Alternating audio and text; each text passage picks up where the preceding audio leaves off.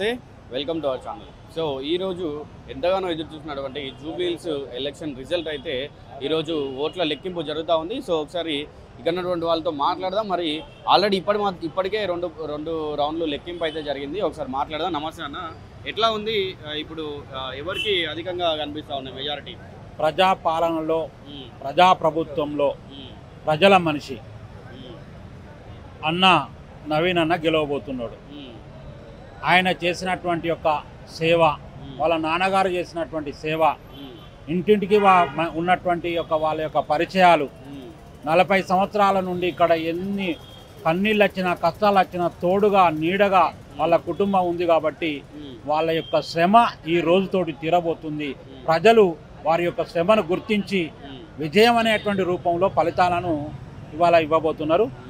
అన్న తరపున, నవీన్ అన్న తరపున, శ్రీశైలం అన్నగారి తరపున కూడా ఈ యొక్క జూబ్లీహిల్స్ ప్రజలకు పేరు పేరున పాదాభివందనాలు, ధన్యవాదాలు తెలియజేస్తున్నాం. ముందుగా అంటే ఇప్పుడు జనరల్గా 2 రౌండ్లే కంప్లీట్ అయినాయి కదా, మరి ఇంకా 7 రౌండ్ల వరకు కూడా, ఇంకా 8 రౌండ్ల వరకు కూడా ఉన్నాయి. మరి ఒకవేళ లెక్కింపు కానీ లేదంటే ఈ మెజారిటీ ఏదైతే ఉందో బీఆర్ఎస్కి మెజారిటీ వచ్చే అవకాశాలు ఏమైనా కనిపిస్తా ఉన్నాయి? మాకు అంటే నేను తిరిగినటువంటి సందర్భంలో మాకున్నటువంటి షేక్పేట, రహమత్ నగర్, ఎర్రగడ్డ, ఇవి కొన్ని అటు ఇటు ఉన్నటువంటి ఒక సందర్భం ఉండే. అందులోనే మేము లీడ్ వచ్చినాం.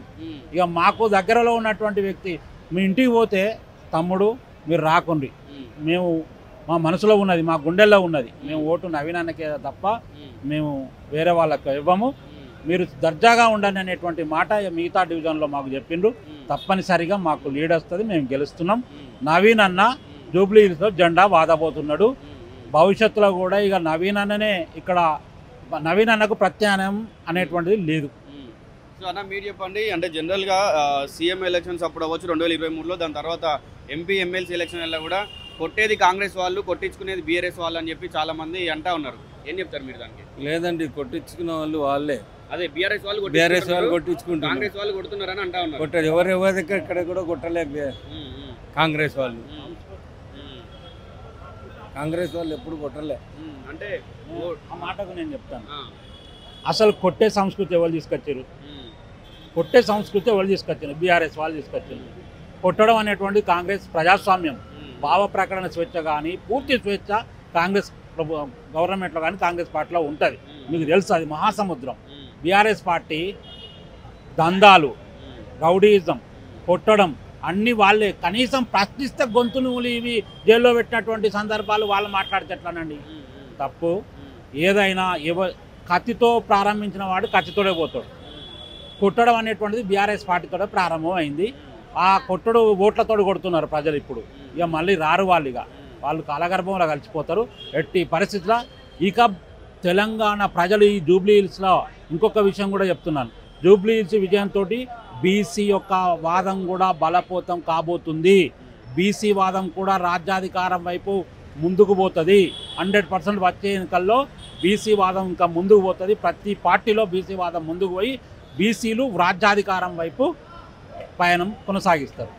అన్న ఎట్లా ఉందన్న ఓట్ల లెక్కింపు జరుగుతుంది? 2 రౌండ్లు పూర్తయినాయి. మరి ఎవరికి మెజారిటీ, ఎవరికి ఓట్లు అన్నట్టు కనిపిస్తుంది? మా కాంగ్రెస్ పార్టీకే, నవీన్ యాదవ్కే కనిపిస్తూ ఉంది.